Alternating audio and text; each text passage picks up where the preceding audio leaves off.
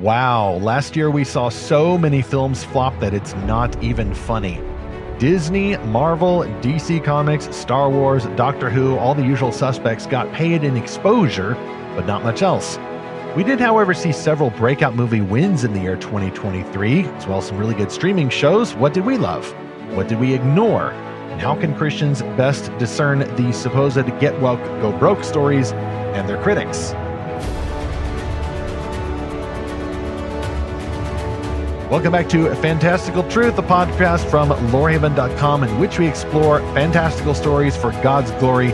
Usually that's Christian-made stories, but in an episode like this one, we take a quick detour on screen. And I'm Stephen Burnett, the publisher of Lorehaven and co-author of The Pop Culture Parent. And I'm Zackary Russell, and I'm currently wearing glasses with my hair slicked back. So that is my alter ego. And this is episode 194, Which Villains Beat the Superheroes in 2023 Flopbuster films. Now, I just realized that is a leading question, as I am wont to do occasionally for the podcast title. We did not ask, did villains beat the superheroes in 2023? Because that is a given, with the possible exception of two movies that did a little bit better. Lots of superhero movies. An equal opportunity here, Marvel and DC, folks. All these superhero movies, all of these shows just flopped. The villains beat them, but who are the villains? What is their secret identities? Zach and I will get into that later, not just about superheroes, but about some other pop culture franchises. The IP is getting forgotten. There's lots of issues going on, and we look forward to probing into that, along with plenty of snarky YouTuber, but we're going to try to be a little less snarky about it. Hey, it's still kind of the post-Christmas season, right? So we still have some treats left over from the holidays. I'll get to our concession stand in a moment. First of all, if you want a great story, we have at Lorehaven started the Voyage of the Dawn Treader book quest in the Lorehaven Guild. That is our Castle in the Cloud on Discord, and you can enter it by subscribing free at lorehaven.com. We just started, if I'm right, that book quest on Monday, January the 8th. So there's still plenty of time to get in there. Fascinating to explore the world of Narnia that is not the land of Narnia, but the sea around Narnia. Just subscribe free at lorehaven.com, get those updates, and join the Lorehaven Guild. Another great book that's out is a new one released just today from our top sponsor, Enclave Publishing. It is called Waters Break by Sophia L. Hansen. What if fear itself is the deadliest undercurrent of all? In the wake of her world's violent reformation, Nika's family is shattered. When the rookie Guardian leaves the safety of the deep to find her sister, she is abducted by strange land walkers who possess strength and technology beyond her imagination. Nika realizes that the disaster from above was by their design, a calculated plan to terraform the water planet and conquer her people. All Nika wants to do is find her sister and swim home to safety, but with the land walkers closing in, escape may not be possible. And if Nika can't save herself, how can she hope to save her sister or her people? Enclave Escape presents Waters Break by Sophia L. Hansen. It is on sale today, January 9th, wherever great YA books are sold. It's also available as an audiobook on CD from Amazon, in digital format on Audible, Spotify, and through libraries everywhere. You can see that cover, get all the purchase links in our show notes for episode 194, or go to lorehaven.com/podcast sponsors. Zach, is a bit of a nautical theme with those last two recommendations. First Dawn Treader, the older book we're exploring in the Guild, and then Waters Break. So let's swim into the concession stand. Of course, at Lorehaven, as I mentioned, we focus on Christian-made books, fantastical novels. That is our bread and butter. So whenever we talk about on-screen stories, just in case you found this episode in the wild and don't know much about Lorehaven yet, I would say that this is a side quest for us. This isn't the Christians Talk About Pop Culture podcast. We've actually made a decision to keep that as a side quest. Our main quest is Christian-made stories, good ones anyway. But of course, we like other stories too, or we want to like them. We want to like general popular culture stories. We are not paid to hate them. We're not paid to be critics. And I've noticed that even the critics who are paid will sometimes call out the stuff that they really enjoy. So that's the spirit that we want to do this in. Our air here, as it has been in episode 144, which I'm not trying to remake necessarily or update for the new year. Our goal is to be disappointed and optimistic about the future, not just blast the stuff that failed at the box office. Any other concessions, Zach? Well, I would say in general, we have a optimistic attitude just overall, that we think the future will get better. We've talked before about, hey, maybe we are entering the golden age of Christian fiction and Christian storytelling in general. So not just books, but television, movies, audio drama. And, we want to believe that there will be better things in the future. We are not doomers on this podcast that think all the good days are behind us. Now, it is true, if you've listened to this before, that my favorite bookstore is Half Price Books, not Barnes and Noble necessarily, even though I love going to both bookstores. But I go to Half Price Books because I want to buy the best books that came out 5, 10, 20, 30, 40 years ago, because there has been a recent collection or horde of books from many of the big publishers that are just frankly awful. So I think from a lot of big publishers, we aren't seeing all the best books. And from a lot of the big studios, we aren't seeing the best movies. But that doesn't mean overall we think the good days are behind us and everything's just going to be horrible. It just means that we think a lot of good storytelling is shifting to other types of models for story creation. So a lot of book publishing has become independent, and a lot of television and movies have become independent or even crowdfunded. So yeah, I think we're going to see better and better stories, many of them from Christian-made creators, just maybe not in the same way that we've experienced stories before. I think too, Zach, that another concession I want to add is that we could come across as if we're saying, well, Hollywood's gone woke, so you need a Christian alternative. Therefore, I want you to swallow this lame Christian-made popular culture that we're going to offer you. Hey, mom, can we go to the movies and see superheroes? No, dear. We have superheroes at home. The superhero at home. It's Christian, and the super at home is Bible man, or Jesus man, or something like that. Son of man. Now that could get kind of blasphemous there. No, we want to find the best kinds of stories. And so we root for great stories wherever we find them. And I think that sense of optimism is very important going in. By the way, I will try now that you've mentioned Zach to remember to link that Golden Age episode in our show notes. But even if I forgot, you can go to lorehaven.com and just search for the words Golden Age. That'll probably call up that episode. I've actually been busy over the holiday break tinkering with the search engine at Lorehaven, trying to make it better. We want stories to get better. So let's go to chapter 1 before we talk about the superheroes who failed, who got beaten by the villains. Let's go to the heroes that actually won. There were a few of them who won the large and small screens. Yeah, Zach's telling me that episode was 110, by the way, for looking for it. Heroes who won the large and small screens. We've mentioned a few of these, and I just wrote a few down here. Star Trek Picard Season 3 was good. It was absolutely the best of those seasons for sure, but it also is just great Trek on its own, and there needs to be a sequel series under the people who put that together, named Star Trek Legacy. Hopefully Paramount, which is financially flailing, will see the light or get bought up by a bigger company or something. There was a while there, Zach, like Warner Brothers, which is even worse than Paramount, I think, was making noises about merging or buying them. And by all accounts I read, they got laughed out of the room. Nonetheless, you get some good TV over there. I've mentioned that One Piece, the live action on Netflix, turned out to be not terrible. Not terrible. Not only not terrible, it was great. Not only great, but you could call it anti-woke. It's not Christian, but it is, I would say, culturally conservative when it comes to virtues and adventure, honor and adventure, two really great themes from the Voyage of the Dawn Treader. I actually posted the other day a GIF of the ship from One Piece, and I said, I'm going to tell the kids that this was a very Narnian ship. There's a little bit of that Dawn Treader adventure feel in the series, and the live action, although it barely got into this massive 1,200 chapter story from Japanese creator Ichiro Oda, it got a fair bit into the first arc, and it was really, really fantastic. Zach, I don't suppose you've gotten to see Godzilla -1 yet, but it is, I would say, the king of the old year. Right at the last there, coming in, smashing up Japan, provoking all kinds of existential dread, as well as people questioning their anti-life choices. A celebration of life. That was that monster movie. And I got to say, I got a hold of the trailers early for that one. I'm not like some super ancient classic Godzilla fan. Don't tell anyone. I've never seen a single old Godzilla movie. I'm working on it, okay? But if I'm going to see a Godzilla movie, I want it to be a serious one. This is an earnest movie. There's some, character-based humor, of course, but the darkness is for the purpose of exalting the light. And I just want to heartily urge, oddly enough, Godzilla, the original, the OG kaiju, in Japanese, as one of the heroes who won the large screen. And by the way, yes, it was apparently made for under $19 million or whatever it was.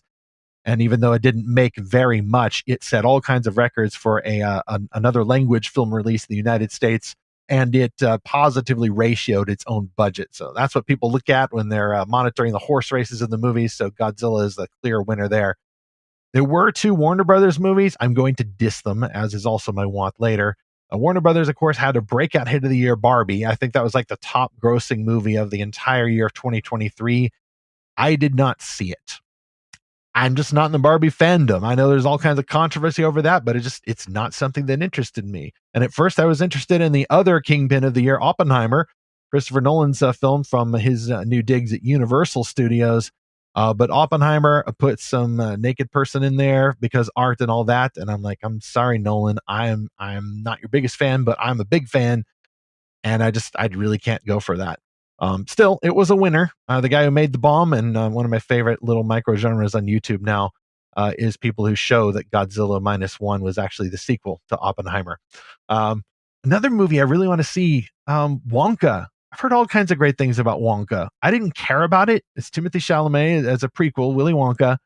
But then I saw it was from Paul King. I believe that's the name of the director who directed the two Paddington movies, which are great. And so I thought, okay, maybe this could be good. And it was a slow starter, but it actually did turn out to be good. So Wonka's apparently doing pretty well. There's an article linked in the show notes. Basically anything but a few movies from Universal Studios just ruled the box office. I don't know how, but they just seem to be making all of the best decisions, and they're ducking all the political controversy. I think the most popular kids movie of the year was the Super Mario Brothers, which was so popular with so many people. And then Sony Animation Studios with their Marvel license, they made the movie Spider-Man Across the Spider-Verse with Miles Morales, an animated film, the sequel to the previous one, Into the Spider-Verse. We didn't see it in theaters, but I did see that, I think, once it hit Netflix or something. So I enjoyed it more than I thought I would, frankly, even though the animation kind of feels like I might get a seizure, although I don't. I'm not sensitive to that. It just kind of feels like it. So that's just 6 items there on my list. Well, 6 to 10 or so. Zach, did you see any superhero movies like at all this year? No, but I did see some movies with some good heroes that I did. Okay, they're just not super. Okay, so Yeah. which did you see? Okay, so I'll say at the outset, kind of a concession, I had mixed feelings about this film, but I do want to highlight some good things. It's The Shift from Angel Studios. This was a science fiction film with a lot of Christian themes in it, made by Angel Studios from scratch. From what I understand, it was put through their guild system, their crowdfunding. It grossed $12 million on a budget of $6 million. So that's pretty good. They doubled their investment there, and can't say that about a lot of the big Disney films. What is it? The Indiana Jones that had like a budget of $300 million or something like that. That's absolutely extraordinary. Yeah, and I think it made not maybe half that. So it went the other direction, right? I can't, don't quote me on the numbers, but and another Angel Studios film that was phenomenal success was Sound of Freedom, and it grossed $248 million. And I'll have to look up the budget here, but I've got it here. Actually, the budget was $14.5 million. That is an insane ratio. Yeah. And almost all the marketing there. I mean, Angel Studios has their own app. They're the distributors of The Chosen. Yep. I believe it is a Mormon-owned company. So, just be a little discerning there, Christian. It doesn't make it a Christian movie, but it does make it a morally decent movie. Right. I know there was some controversy about the source material there, but apparently as a standalone story, a lot of people loved it and told their friends, and they were off to see it as an organic movement, not just Christian or conservative support zombies. Right. And in full disclosure, I haven't seen Sound of Freedom. And neither have I. And it's mainly because of the subject matter. It has nothing to do with Angel Studios, has nothing to do with Tim Ballard or anyone like that. It's just more. I don't know that it's really a subject I want to watch a movie about for some personal reasons. But the success of both of these two movies from Angel, this is what gives me a lot of optimism, Stephen, that we're going to see more and better movies with either from Christian creators or with Christian values, or movies that Christian fans would enjoy. Because just think, I mean, an extra 6 million from The Shift, that's incredible.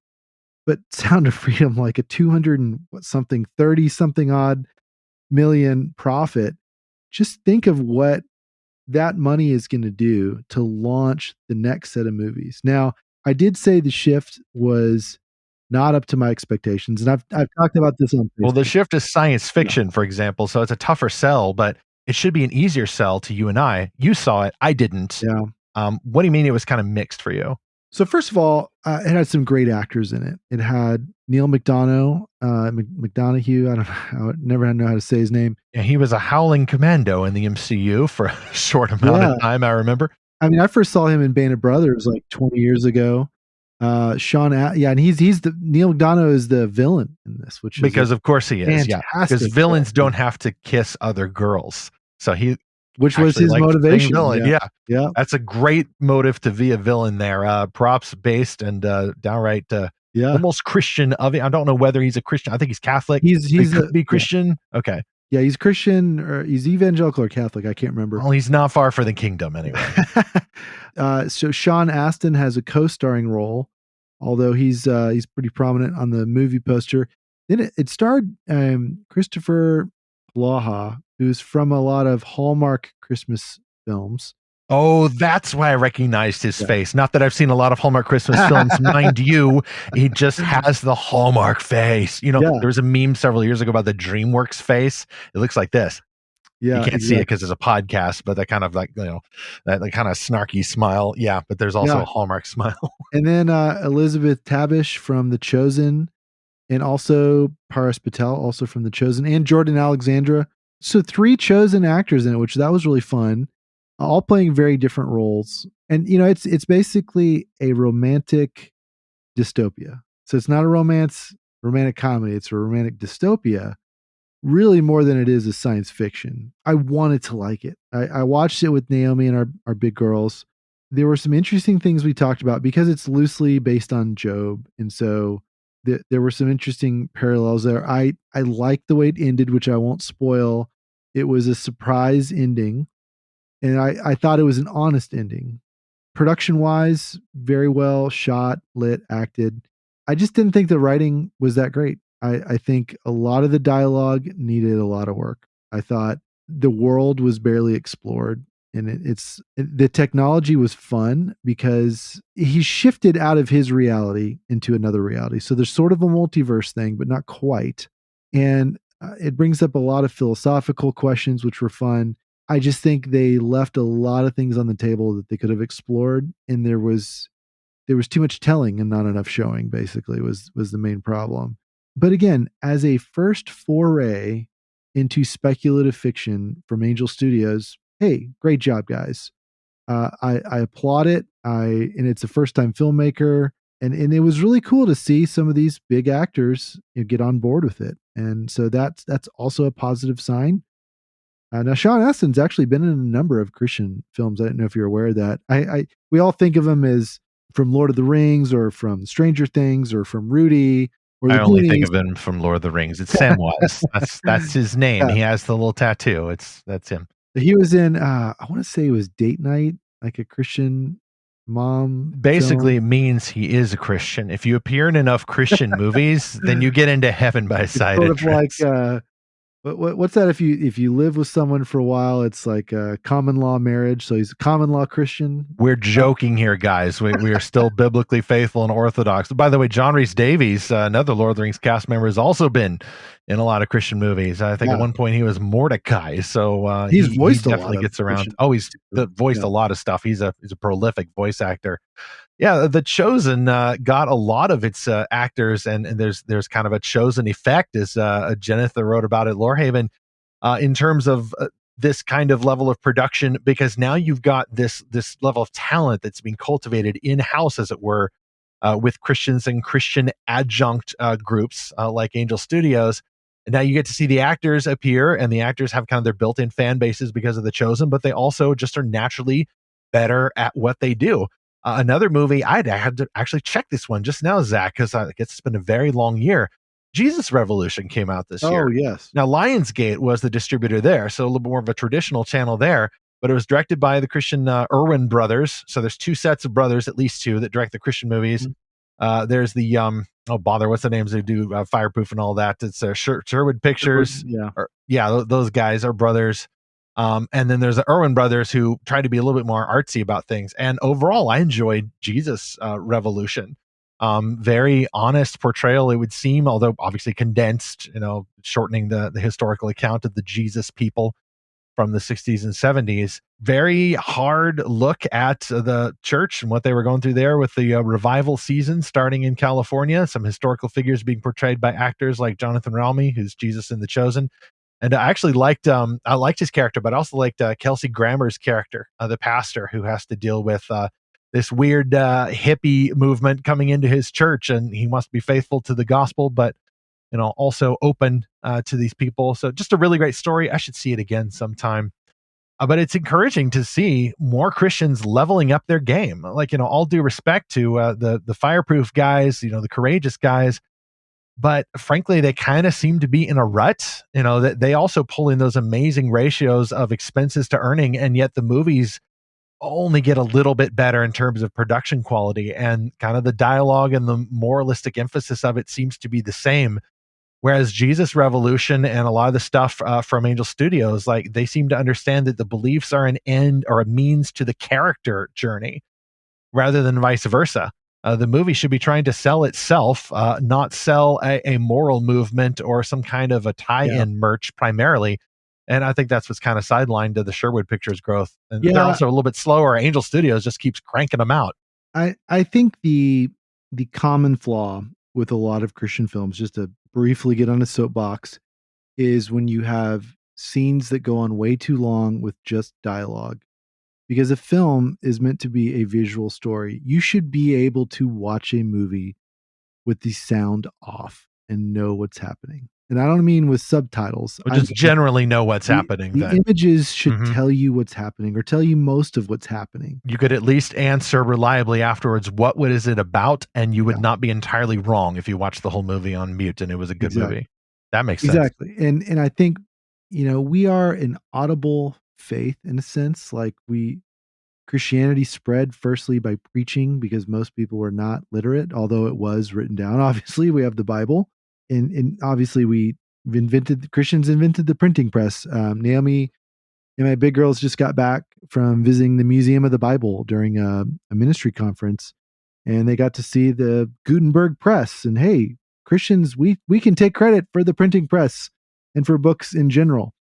For the longest time, we mostly preached our faith, and then we started printing our faith the last 500 years. But it's only in recent decades, at least the last century, that we've been portraying our faith through visual stories. And I think we just haven't quite turned the corner in how to portray biblical truth. We're good at preaching and printing, but portraying is a very different art form. Yeah. And I think, the audio dramas, like The Adventures in Odyssey is the one we always talk about. That's a really good kind of cross medium, because it's mostly verbal, but because it's audio only, your mind fills in the pictures, and so it works really well. But you can't really take an audio drama approach and put it in a movie, like where it's mostly dialogue. Like, audio dramas are like 90% dialogue or something, but that doesn't work in a movie. And that's where I think Christian filmmaking needs to level up. And yet Christian movies this year, Zach, I think I just realized no one's actually said this. We got a breaking hot take right here, folks. There was not in my notes. 2023 was the year that Christian-made movies did better than superhero movies. I'm pretty sure the math will bear this out. Like, I think the superhero movies probably almost assuredly made more, but they also cost more. And so that's why we call these next films I'll talk about, flopbusters. Everybody's been saying, so-and-so superhero movie may have cost $200 million to make and then earned $250 million. And you think, oh, that's great. Everybody goes home with $250 million. But they spent more than $50 million on the marketing. And when they spend $250 million, they're expecting to get at least $750 million and make it a solid investment. So that's why a lot of these movies failed. Zach, you mentioned Indiana Jones, but wait, I got to stop by our second sponsor first. Apparently, audiences felt that all these superheroes needed a culling, which makes me think of author Anthony DeGroot, who wrote a novel called The Culling Begins. Are you looking for the next Christian series you could get into? This series starts with The Culling Begins, a fictional story about 12 spirit oaks who guard Eden from the great deceiver. After standing for as long as anyone can remember, the spirit oaks begin to vanish from the world. Two opposing forces begin to clash. The Spirit Oak Chronicles will take you on a journey of faith, courage, and horror, all to save Eden. This is The Culling Begins by Anthony DeGroot. This first installment of the Spirit Oak Chronicles, available in paperback and ebook wherever books are sold. Links are in the show notes for 194, or go to lorehaven.com/podcast sponsors. All right, chapter 2. Let's talk about the heroes who got beaten by real-life villains without identifying too much who or what those villains are. Our last sponsor was Anthony DeGroot, whose book I'm sure is going to be adapted to an Angel Studios drama near you, because apparently Angel Studios is coming after everybody. But fans now are not coming after these superheroes. I do need to mention one exception. Speaking of DeGroot, that character's movie did much better. Along with the Spider-Man Across the Spider-Verse, got to call out Guardians of the Galaxy Volume 3, postponed from the Marvel heyday, actually held its own. People were still interested in the Guardians of the Galaxy, and that movie did pretty good. Now, I'm a hostile witness here because I am not a fan of James Gunn. Maybe he's just a hired gun, but I'm for Warner Brothers DC now, but I do not like how he's been steering that ship. I don't like his attitude. I don't like his flippancy. I think his sincerity is put on. And anyway, this thing isn't even about him. But it is kind of about him, actually, because I'll talk about Marvel in a moment. But every single one of the DC movies this year failed horribly. It was Shazam, Fury of the Gods, The Flash, the most expensive one. What's that? The Sinbad movie, Shazam? Yeah, no, that's in Earth 2, where there is a Sinbad, a Shazam movie starring Sinbad. No, it starred Zachary Levi, poor guy. The Flash was, I think, the most expensive one. It failed utterly. Blue Beetle, people didn't even notice that one. And Aquaman, The Lost Kingdom, it's probably still treading water in theaters, but it's about to start sinking because it's a dead universe. They said it was a dead universe more than a year ago. Why in the world would people want to invest in this stuff? It's the weirdest public relations decision I've ever seen. Like, they need to tell a benevolent lie and act like this is going to keep going. But obviously they feel like they are euthanizing this universe, which was stolen, appropriated from the original, more mythological based artwork of one Mr. Zachary Edward Snyder. But this is not the Snyderverse. This is the weird DC universe co-opted by a bunch of executives, and people could feel it. People could feel this isn't going anywhere. This isn't serious. This is just kind of their best attempt at Marvel, only more expensive and less connected. And every single one of those movies failed. But then, in case you're a Make Mine Marvel person out there, your movies didn't do that well either. The Disney Plus shows flopped. Was this the She-Hulk year? No, last year was the She-Hulk year. It feels like this year was the She-Hulk year. But Secret Invasion flopped. Ant-Man Quantumania, the movie theaters, didn't do well. Of course, everybody loves to pick on the Marvels, which just, I think, flopped even worse than all of them. And even I think the better praised Marvel shows got very low viewership. I heard good things about Loki season 2. I didn't hate Loki season 1 when I saw it until I just kind of lost my taste for all things Marvel. But season 2 apparently did okay. But by then, just a lot of these shows have a lot more to prove. Audiences are not just going to watch them because it showed up. They're going to be a lot more discriminating. Actually, Zach while I was doing the notes for this, I actually had to look up and see, okay, now how much Marvel stuff came out this year, and was there anything that broke some kind of records or something? No, not really. And there's so much Marvel stuff that came out. Like, I actually still keep up with this stuff, even though I didn't see a single one, and I had to go remind myself about all those names and in what order they came out. On the dishonorable mention of Doctor Who, I probably ranted about that enough this time last year, but Doctor Who got its original revival creator back, Russell T Davies, who brought back the franchise in 2005. So he had some hope. He was going to bring back some of the original characters, and David Tennant is the 10th Doctor, now the 14th Doctor. It's regeneration, folks. It's complicated. But instead, he brought back legacy characters. He gave one a trans person as her child, adult child. I saw the clips. Absolutely insufferable character, even if you go for that sort of thing, which we don't, we can't, we shouldn't. And it was just so uber cringe. I mean, nobody needs to be critiquing evangelical made movies for being cringe and preachy when this kind of nonsense goes on and is subsidized by British taxpayers. It's one thing you got to say about Disney. There's that whole mess with the state of Florida, but my tax dollars do not pay Disney to do whatever with their kids' shows. The Doctor Who fans have their show paid for by British taxpayers. It's a weird system they got over there. But the show itself just doubled down on subverting itself, making fun of its hero. I've seen the clips. Once was enough, thank you. And then preaching sexual revolution garbage.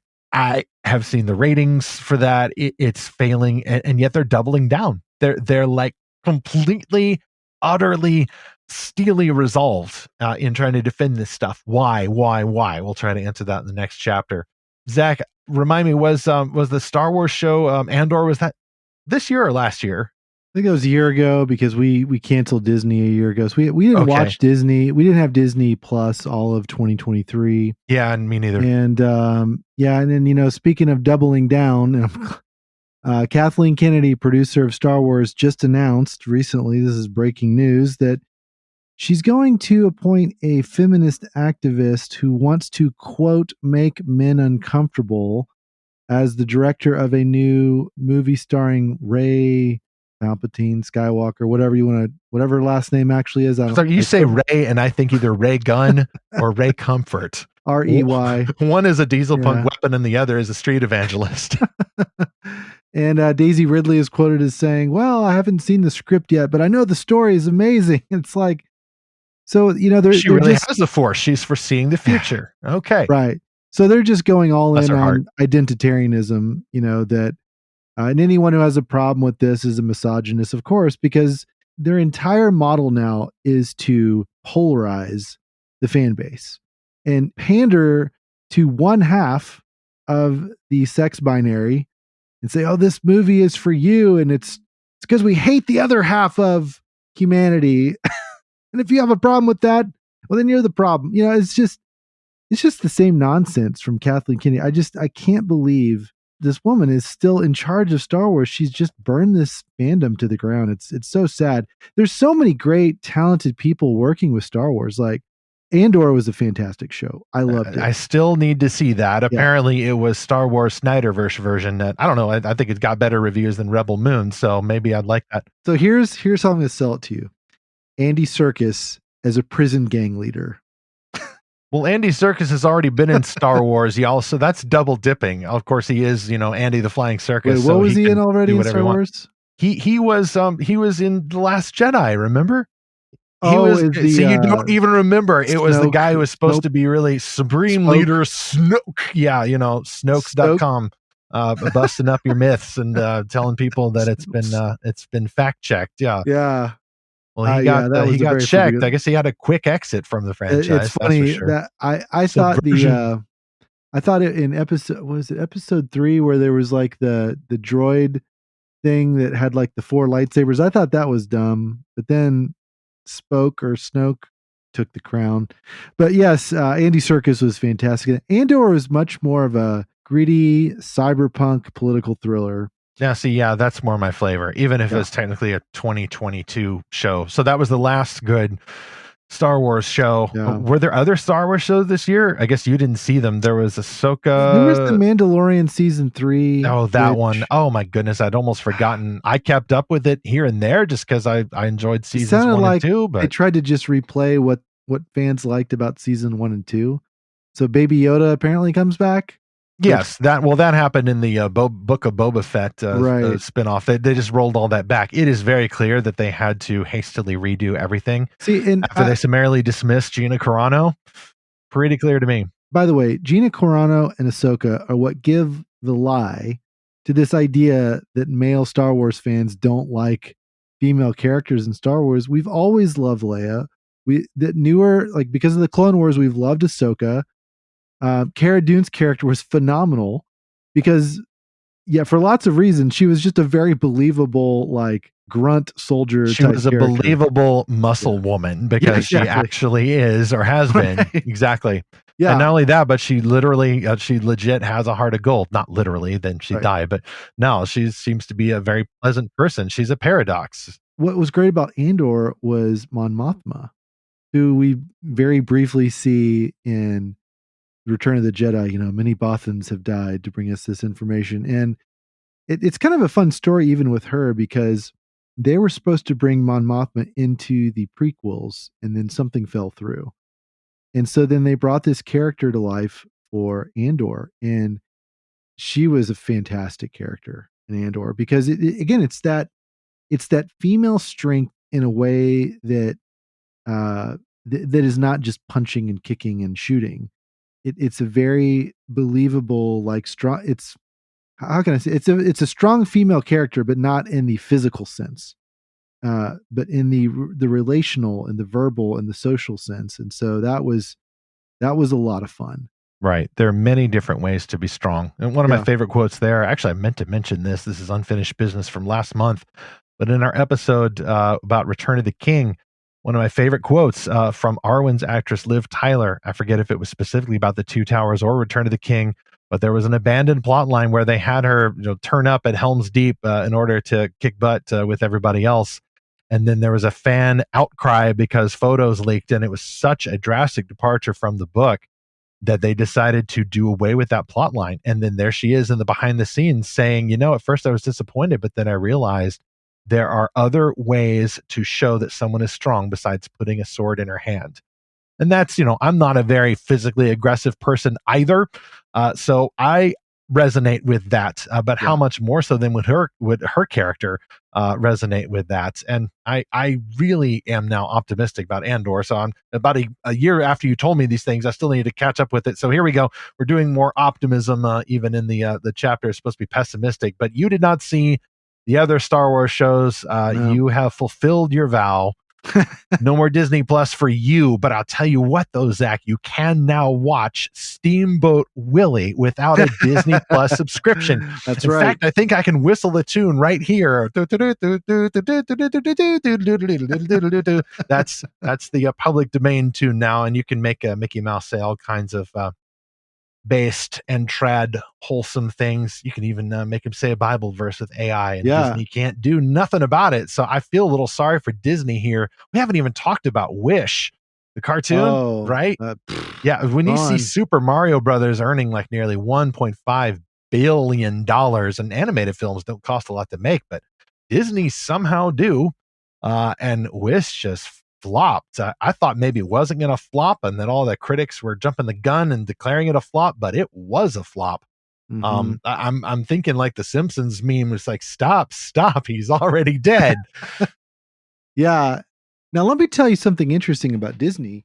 They released back in November a 100 disc set, Blu-ray, to celebrate, Disney turning 100 years. Which is did they now? Or are there disclaimers at the beginning, like Peter Pan has racist stereotypes? I mean, it does, but we didn't need you to tell us that. Right. So it's for $1,500, so averaging $15 per disc, but that's fair. Snow White, Pinocchio, Fantasia, Dumbo, and so many others. See, when I was a kid, they'd put that stuff in the Disney Vault, a mystical location in a pocket universe, right? Where all the movies lived until Disney decided to do another marketing there's so many great, the Robin Hood, Sword in the Stone. I love these movies. And anytime I see squirrels, I think, oh, there goes King Arthur and Merlin. So that's from the Sword in the Stone, which I have not actually seen. Oh, it's so great. The Rescuers. Didn't see that one, but The Rescuers Down Under is good. I remember seeing that, although not in theaters. The first Disney movie in theaters I saw was Oliver and Company. Okay. It was the most 80s movie I think that was ever 80s. And I barely knew it was the 80s because you're in the middle of it. You're not thinking, this is all it's all their great animation movies. And and then the newer ones like Tangled, Frozen, Elemental. Hashtag That's the Tangled most was recent better. one. Yeah. Okay. So So they include the Pixar movies in there as well. So this is a really interesting development to me, though, because I think they're acknowledging that, hey, maybe not everyone wants a streaming service where they pay. Maybe they actually want to own things. Maybe we don't want to be in this pod in the future where we own nothing and yet we are happy. So I really like this now. Am I going to go buy this for $1,500? No, but I may go buy some of these now that, well, assuming they're individually available. Again, going back to the Sword and the Stone, the older ones. James Cameron, interestingly, recently just made several of his classic movies. So it's The Abyss, and I think it's Terminator 2 and Aliens, all available on digital 4K, and in March they'll be on Blu-ray. Which also he had not made The Abyss available since a DVD release 24 years ago. So I think it's a lot of studios are realizing people really want to own these things and not just pay a subscription to be able to watch them at their leisure, because we've all canceled subscriptions at some point, and yet we want these movies. We want certain movies. We don't just want all movies. We don't want the fire hose. We want to keep these things and pass them on to our kids. Okay, Stephen, a little tangent here. One movie that I did see that I thought it's kind of in between our chapter 1 and chapter 2. I would call it a heroic movie in a sense, but kind of subversive in another sense. It was The Creator. I had so many mixed feelings on The Creator. Yeah. Now, was it a flop? Well, on a budget of 80 million, it grossed 104 million worldwide. It only grossed I think 40 million domestically, and that's similar to the Indiana Jones, which I just looked up. It was 300 something million, only 175 million domestically. So that's so sad. And we didn't see Indiana Jones either. We just did not care. So the Creator was, I was so excited for it, just like The Shift, because I'm like, this is an original story. I've never heard of this. Great marketing, great trailer. Really interesting philosophical questions in the trailer too. Right. And a little robot girl says she can't go to heaven because she's not human. And John David Washington's character can't go to heaven because he's not a good man. Now it's funny how the Babylon Bee just recently sort of made fun of the marketing for it by there was a headline, filmmakers create a melancholy haunting version of pop song for new movie trailer. Filmmakers seek haunting melancholy has been run into the ground. It is true. Yeah, so almost like all the bombs after the Inception trailer. It still gets me. It still gets me every time though. And I liked so many aspects of that. Now so this is a very mild spoiler, but it's essentially the AI version of Dances with Wolves.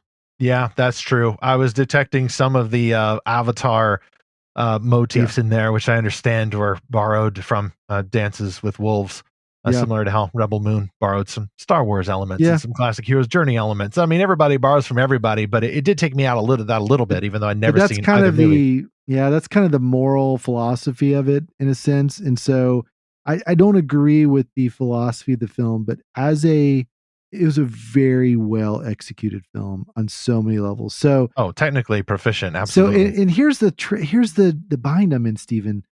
I love the execution of The Creator, but not the moral philosophy. I love the moral philosophy of The Shift, but not the execution. So if you could just smash them together, the director of The Creator and the director of The Shift should talk and maybe combine their strengths instead of their weaknesses. Yeah, bit of a spoiler there with The Creator. Like, I know that if I sit there after the credits roll and I'm like, my ultimate opinion of the movie could go one way or another. That's how I felt after The Last Jedi, and afterwards, my opinion of the movie just cratered. But after The Creator, my opinion remains just straight down the middle. I'm glad I saw it. I'm glad that it is a thing. I'm glad that the director, was that Gareth Edwards? No, it wasn't Gareth. It was the director of Rogue One, was it not? Gareth Edwards, Gareth Edwards, yeah. And also, was he not the director of Godzilla 2014? I'd have to go look that up. I'm glad that I saw it. I'm glad that it did work, I think, as a story, but yeah, philosophically, it was just an absolute mess. And I Yeah. think the biggest problem there is that it was completely failing to read the room in the very year when everybody is asking all these questions about AI is going to take over our jobs. Literally, the movie comes along and says, yeah, it's going to take over your jobs and you're the bad guy if you don't like it. Like, that is literally the message of the movie. And then by the end, it was written by ChatGPT, possibly. kind of written by the, yeah. And then literally by the end, it's like, well, I, for one, welcome our surprisingly spiritual robot overlords. Like, Yeah, the Buddhist guys, AI. And yeah, I understand wanting to play against type and subvert expectations. But if you're going to show the evil humans doing evil things, then the heroes need to be the extremely nature worshiping, primitive, supposedly primitive people in the woods who actually turn out to be wiser and smarter and more spiritual and more in harmony with nature than you. It doesn't work if you make them robots. It just really doesn't. The brain rebels. And my brain kind of rebelled, and it was just a very conflicted experience. But so would we put that? You said it was right in between chapter 1 and chapter 2. Yeah. I think it's a heroic attempt, but it did get beaten by a real life villain. And we've got a few villains to go over. Like, who exactly is beating all these superheroes and other movies that were seemingly very well hyped and even well made, but then just failed? Well, we'll get to that in just a moment to close us out here. First of all, perhaps hearing about all these great stories and all of these not great stories makes you, an aspiring author, maybe wants to make some better stories. If so, get into that New Year's resolution with the help of our third sponsor, E.J. Kitchens, the author behind the I Write, How to Write a Novel course. Are you looking for a fun yet challenging writing class for your teen or yourself? I Write, How to Write a Novel is an online writing course that will teach you how to write novels that your friends and even strangers will want to read, how to overcome writer's block and gather ideas, and much more. A mentorship option is also available to go along with the course. I Write is taught by E.J. Kitchens, a professional copy editor, former college lab instructor, an award-nominated author of the Star Clock Chronicles and Magic Collectors books. For more information and to enroll, visit ejkitchens.com/courses. You can also get that link in our show notes for episode 194, or go to lorehaven.com/podcast sponsors. All right, that's enough about good stories, and that's enough about the fact that so many have failed at the theaters. Chapter 3, what are our theories about why villains are beating the heroes? I think we've alluded to a lot of these, Zach. It's just indifference. You can talk about lockdowns. You can talk about the theaters are failing. There's no really legitimate reason for the theaters to be failing other than people don't like what's at the theaters, or are indifferent to it, or have gotten overwhelmed, or there's just bad writing and preachiness, and that takes over stories and it makes them annoying. Who wants to go to a theater to join your social cause when you can sit at home and get your social cause jollies from the same movie that costs 1/3 that amount and airs on Netflix? I think that's really the greatest reason there. It's literally now 24 years after the fact. I just realized it's almost a direct comparison to why the Left Behind 1999 movie, the one with Kirk Cameron, failed at the theaters, because they put it on VHS a few months earlier so that you could have Left Behind parties at your church and then go see it in theaters. It was completely backwards. You're supposed to put stuff on the plastic video cassette after it's been in theaters, because then it's an exclusive experience. I was extremely disappointed. Of course, I never saw the 1999 Left Behind movie in theaters. And I think that's the same version now. Instead of video cassettes, though, it's on streaming, and it may not even be the same movie. There's just so much that's distracting you. And even if you're talking about movies and shows and not even talking about games, short videos, all of those little apps that people are getting into. And by the way, those apps are shortening their attention spans. When I talk to the young people, I hear them speak, and they're very self-aware about it, bless their hearts. They're speaking about their own shortened attention spans. 2-hour movies are a difficult slog for them. A 3-hour movie is almost impossible. And a 4-hour movie, absolutely beyond the pale. Return of the King, by the way, 4 hours, 20 minutes, worth every second. But I would have a real chore trying to get some people to watch that at home with me, which we'll be doing in a couple of weeks here. Superhero fatigue, of course, is a thing. People are just tired of the genre. They feel like it's homework. It's not cool anymore. The superheroes are a dime a dozen. And again, why should you go to the theater? It's been cheapened now. You can see Loki at home with your Disney Plus subscription you already got for your kids if you want to. It's not special to see Loki anymore. Tom Hiddleston's terrific, but there's something lost when he's relegated to the small screen instead of the big screen. Oversaturation. I mean, a lot of the stuff you've already heard about. There's just too much to keep up with. But I think apart from that, I think people would be willing to keep up with it. I know that I would if the stories were at least good. But now we've got quantity over quality. And even Bob Iger, the Disney CEO, is saying so out loud. So if it's gotten all the way up there, then it's basically fact. Their internals and externals are showing it. Time will tell whether or not they're actually going to correct for that. I think a lot of these shows just feel very disposable. Streaming shows feel disposable no matter how expensive they look or act. And I think people just get sick of it, along with the fact that a lot of the streaming services are running out of money. They were building their streaming house on a bed of sand instead of on a rock. Netflix seems to be the only one who's able to turn a profit even while carrying a mountain of debt. All the other ones, Max, Paramount, Disney Plus, they are all deep, deep, deep in the red with no sign of improvement. It's interesting to talk about the financials there, and to declare Netflix. I think I saw on Variety or something said, yeah, Netflix is basically the winner. And oddly enough, compared to all the other stuff, Netflix seems to be at least have a strong stream of anti-woke, a strong streak of anti-woke in it, along with the woke stuff you put on there. So they kind of want to have their cake and eat it too, and fans seem to be pretty forgiving. Of course, there's a lot of woke criticisms that go on. Some of them are not fair. I heard both sides about the Barbie movie.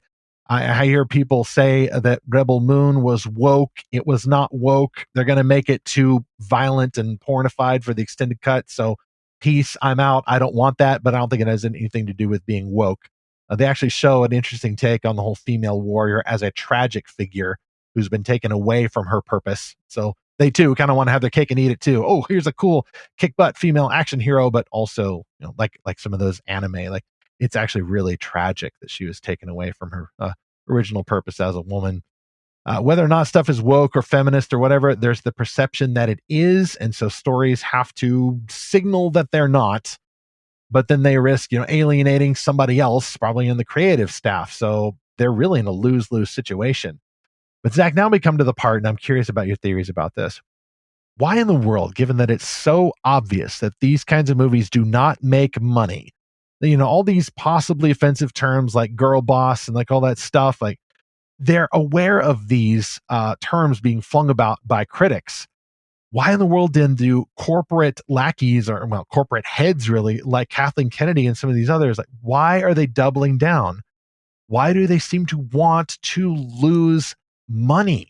And I guess I'd start that with maybe a little bit of leading thing. It's just a reminder, guys, these people are humans too. They don't just want money. There's other things they want too. I mean, do you want the clinical technical opinion, or do you want the conspiracy theory opinion? Because let's go for the conspiracy opinion first. So this new director that's going to be helming the Rey Skywalker film, the feminist ostensibly activist. There's so many Star Wars announcements that just got canned when you weren't looking. She is a filmmaker with the World Economic Forum, which is a very subversive organization.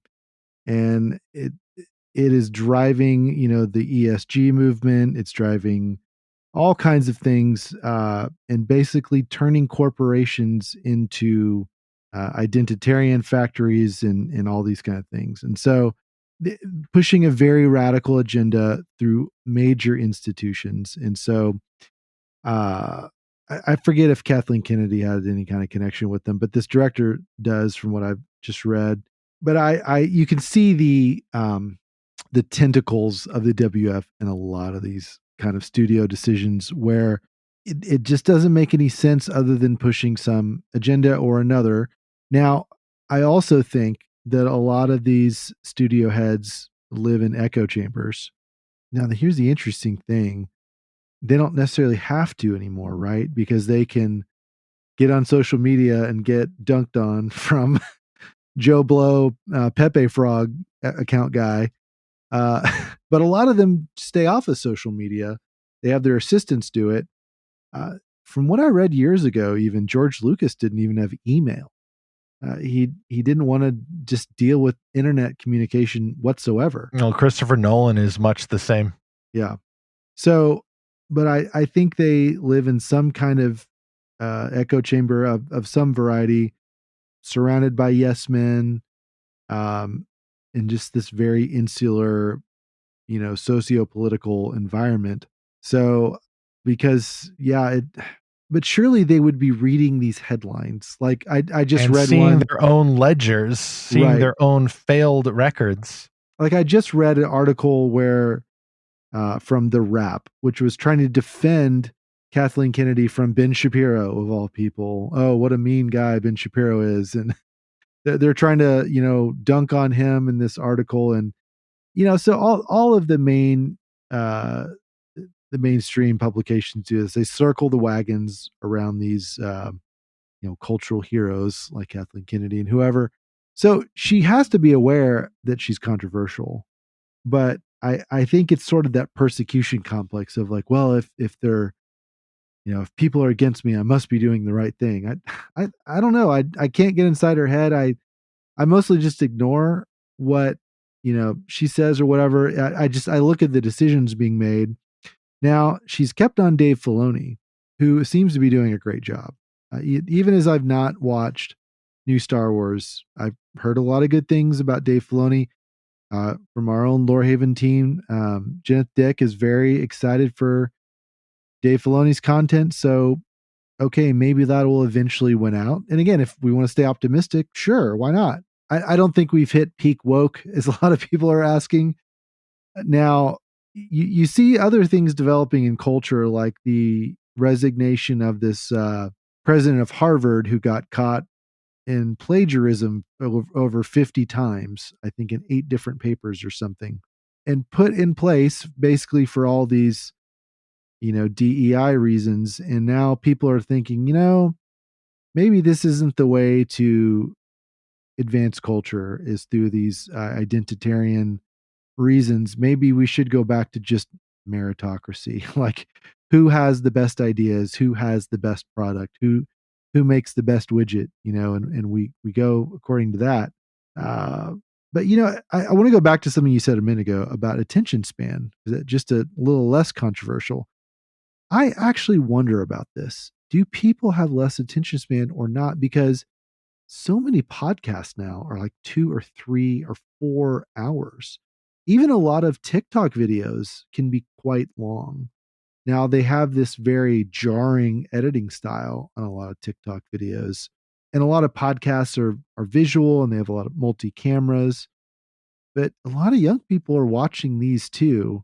I think it's really just a matter of whether a creator of a film, a book, podcast, TV show can find and respect their audience. And I think what really turns people off more than the attention span is feeling disrespected. No, that's true. And I think that would apply to a lot of different audiences here. Audiences will forgive even changes to canon if they feel they are being respected, and their feelings like often are based on accuracy. For example, I mentioned the One Piece show. There are some subplots in One Piece that are drastically different from the original, but arguably they mark an improvement. I will actually go out and say that. And then there are actually some characters in One Piece who look different than their original manga or anime equivalent. Fans don't care. They are perfectly fine with that. Why? Because the story keeps the themes of the original, doubles down on those rather than doubles down on the insult of its own fan base. And so it ends up working. So it subverts a lot of the dumb lines that some of these corporate overlords attempt when their products are not well received, and then they just call everybody racist because they didn't like the way that the certain cast member looked. Like, fans will easily forgive that if you are going above and beyond to show that you love this story, the original version of it, as much as the fans do. So that's averted. Here's actually well, I'll end on a positive note. Ghostbusters Afterlife. Okay, so this was a 2021 film, but it was, I just watched it recently, and it was a gigantic mea culpa to the Ghostbusters 2016 film that everyone hated. Mea culpa to, or mea culpa about? Because I understood it was kind of a course correction. That's more what I'm trying to say. I don't know if I'm using the right term here, but it was very much them realizing, whoa, we really blew it with our fan base. Let's start over. Let's bring in the original characters in a interesting, respectful, but kind of surprising way. So I won't give spoilers, even though it's been out for 2 years. And it did bring in, more female characters, but again, in a good way, and not a, oh, I just want to make men uncomfortable type way. The main, and it brought in kids, and that made it fun. It's one of the Stranger Things actors. It had the I just went blank, the guy from Ant-Man. Oh, Paul Rudd. Paul Rudd. That's him. So he plays a great character in this. It brought back all the things you loved about the original Ghostbusters, and really I felt respected as a OG Ghostbusters fan. I had a cardboard proton pack that I wore for Halloween in the 80s. I watched that a million times. I probably shouldn't have, because it really should have been like PG-13 or yeah, it was one of those PG wink wink movies, right. before they had that rating. Yeah, but the original Ghostbusters 2 was phenomenal. The Ghostbusters cartoon, amazing. And so this very much had the feel of those. It didn't feel like they were just trying to wear Ghostbusters around as a skin suit for some other kind of agenda. It really felt like a continuation of the story. Maybe too much at times, like too much like trying to tie in everything in, a little bit forced, but I'm okay with that. And there were some things they got a little bit wrong, and even just some continuity problems that I caught. But like you said, I didn't mind, because I felt like, okay, as a fan, I'm being respected, and so I'm going to keep watching.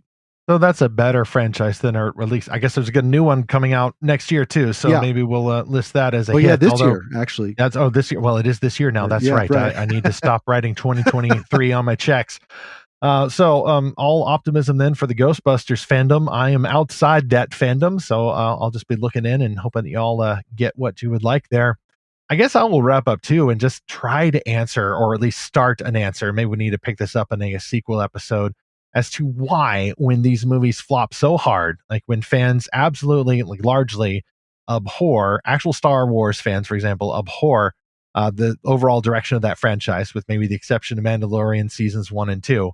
Why in the world do the people in charge keep doubling down on the nonsense? Well, there's the conspiracy-ish angle that Zach mentioned, but I think it's enough to say that whether or not you believe that the WEF is going to take over the world or something, like, there are incentives, financial incentives, that you can't see that go beyond the box office earnings. Like, okay, maybe you make an Indiana Jones movie that's kind of so-so, and it cost you $300 million and it barely got you $150 million.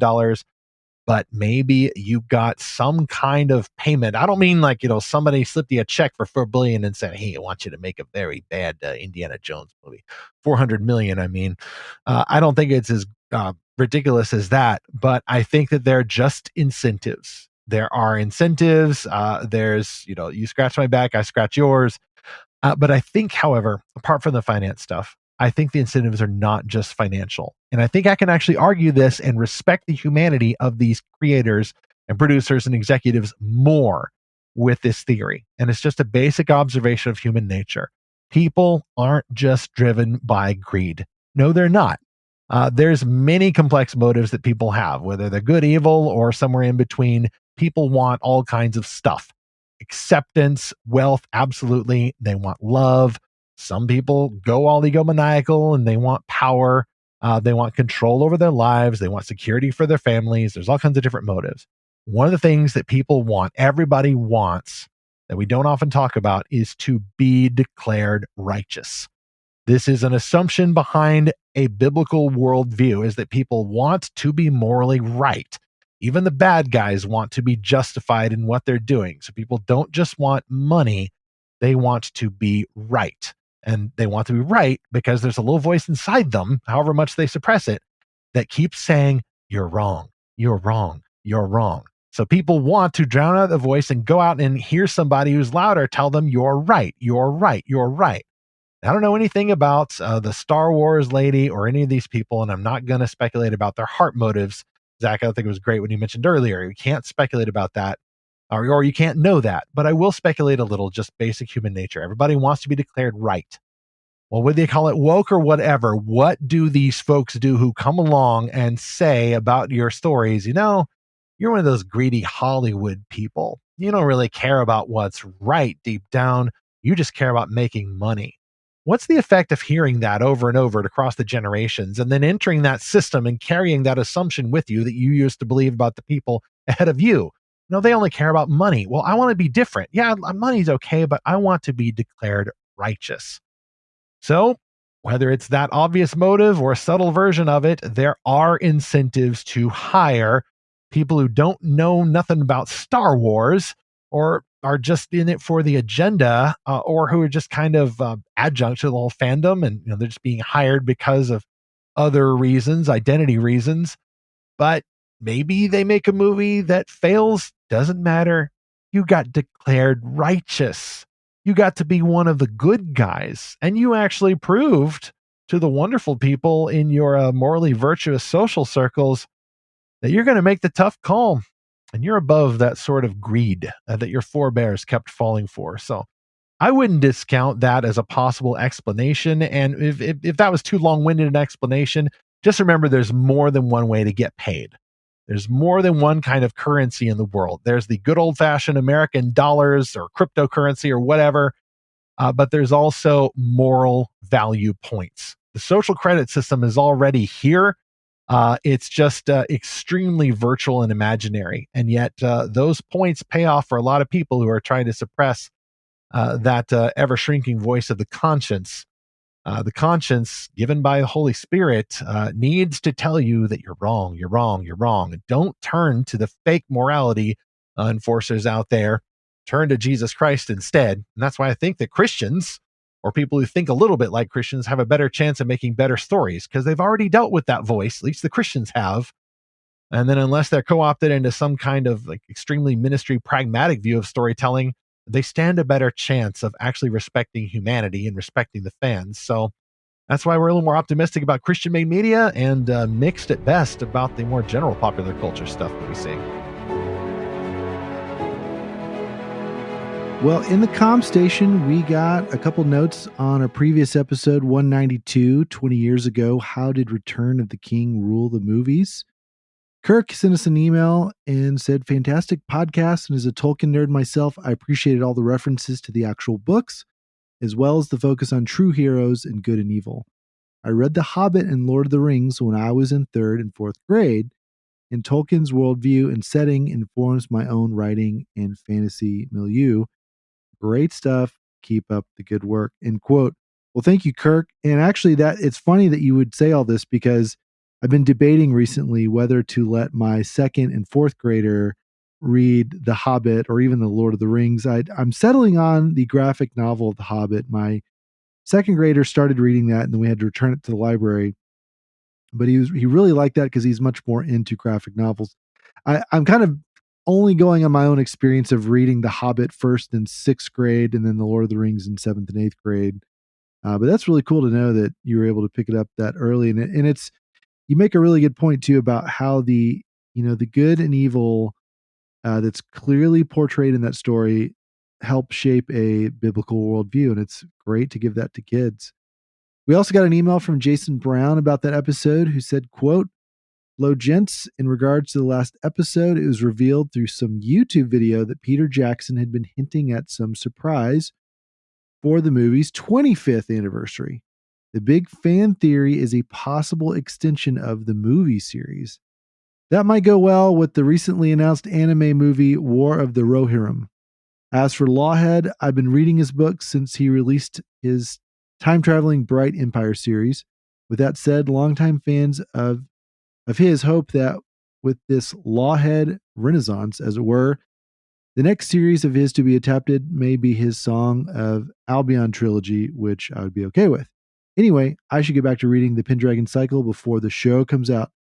Take care and God bless this year." End quote. Well, that's really cool to hear from another Lawhead superfan. And so that's, again, this was not my fandom. And it sounds, from everything I can hear, that the series is getting a faithful adaptation, and really trying to bring out the values that everyone liked in that series, unlike Wheel of Time. But yeah, Stephen, we didn't even talk about Rings of Power and how. Well, that was last year anyway. It was last year, but talking about that, it but kind of you know blends what together. just happened this year is that my Amazon Prime membership just went up, or effectively went up, because now to watch Prime Video, I will have to watch ads unless I want to pay to make them go away. And that's because Prime Video also seems to be in the red, probably because of Rings of Power not doing and so the well. Wheel of Time. There's so many other shows, all these expensive shows. Yeah. I am looking forward. We're probably just a decade or so out, maybe even shorter, in these expose type books about all the skullduggery that went on with people desperately trying to throw together their streaming series. I think there's no end to the corruption that we're going to be hearing about. Oh, yeah. I'm not accusing anybody.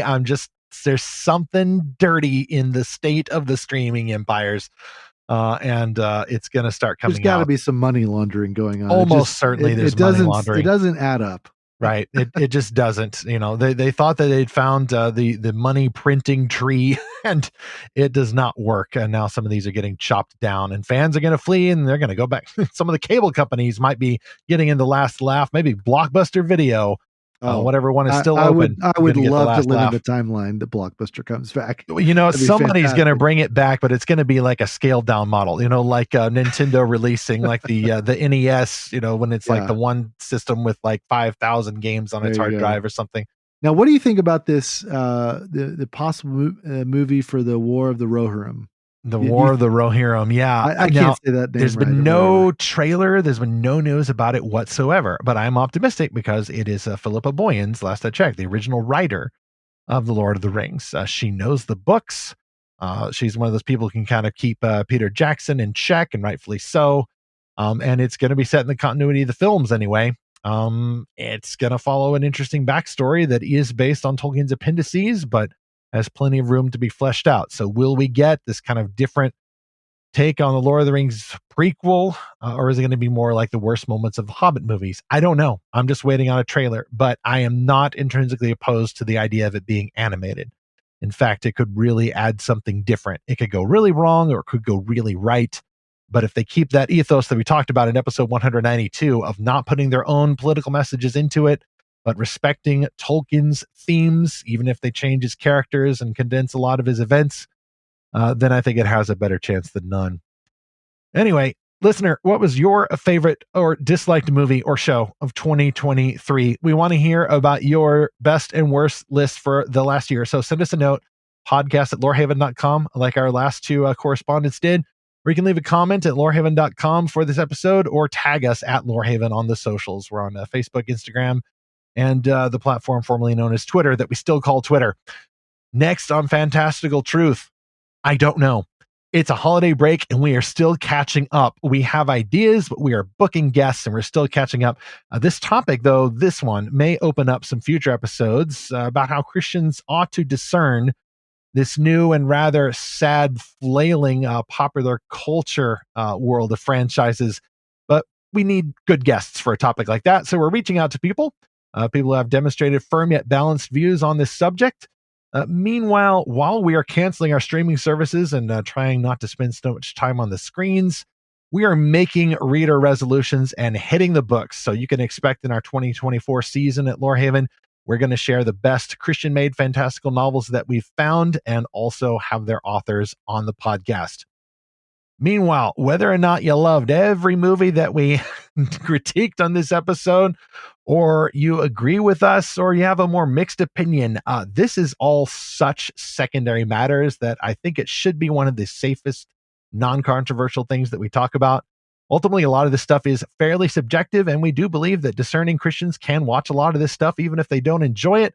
But let's use our time wisely this year. That's always a good resolution, however that looks for you. Generally, reading is better than watching, but let's keep an eye out for great stories, whether they're on the screen or on the page, as we continue to seek and find Christ's fantastical truth.